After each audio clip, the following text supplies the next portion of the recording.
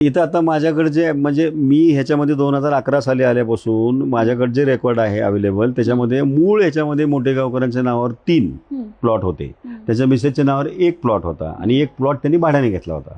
भाड्याने घेतलेल्या प्लॉटमध्ये ते ट्युशन घ्यायचे आणि त्यांच्या नावावर 3 प्लॉट होते. त्यापैकी एका ठिकाणी त्यांचं ऑफिस होतं आणि एका ठिकाणी त्यांनी एक शाळा चालवली इथं आणि त्यांच्या मिसेसच्या नावाचा जो प्लॉट होता तिथे एक हॉस्टेल होतं त्यांचं.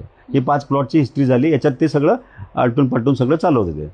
मग याच्यामध्ये हा सगळा व्यवसाय जो प्लॉट ह्या प्रोडक्शन सोडून बाकीचा बिझनेस चालत असल्यामुळं आम्ही आमचे मामा वगैरे आम्ही सगळ्यांनी मिळून इथं वारंवार प्रशासनाकडे तक्रारी दिल्या की इथं हे प्रोडक्शनसाठी दिलेल्या जागेत हे असले धंदे काही इथं नाही व्हायला पाहिजे म्हणून प्रशासनाने आमचं नाही ऐकलं. म्हणून आम्ही उच्च न्यायालयात याचिका दाखल केली. उच्च न्यायालयाने 90 दिवसात निर्णय घेण्यासाठी ही संस्था सहकार खात्यात रजिस्टर असल्यामुळे एअरला निर्देश दिले. मग या 90 दिवसाचा टाईम दिला एअरला की यांना 1 महिन्याची मुदत देऊन यांना डिस्क्वालिफाय करा. त्याला सहकार खात्याचं कलम 25A म्हणतात.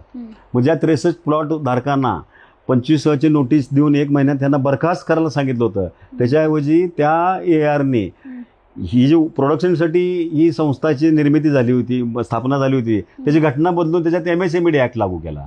म्हणजे सर्व्हिसेस इन्क्लूड केल्या याच्यामध्ये. ज्या सर्व्हिसेस उद्योग संचालनाने नामंजूर केल्या पुन्हा जे मालक आहे त्या जागेचे त्यांनी. मग 2014ला हे सगळं झाल्यानंतर आम्ही त्याच्याविरुद्ध अपील केलं. मग नंतरचे आलेले AR स्मृती पाटील म्हणून AR आले. मग त्यांनी DDRकडे आमची सुनावणी झाली, विभागीय सहनिबंधाकडे सुनावणी झाल्यानंतर आमचं बंधन करायला धरून त्यांनी ही संस्था बरखास्त केली.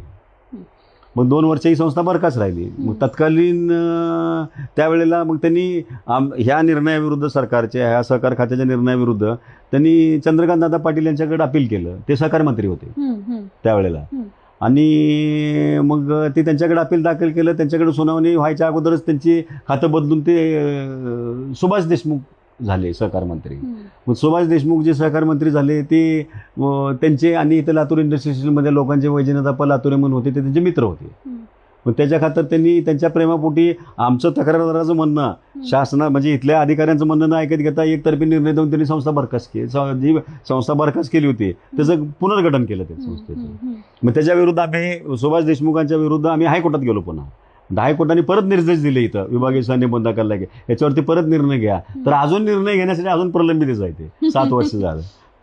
मग ह्याच्यामुळं काय झालं की त्यांना वाव मिळाला पुन्हा ह्या सगळ्या 2 नंबर सगळ्या गोष्टी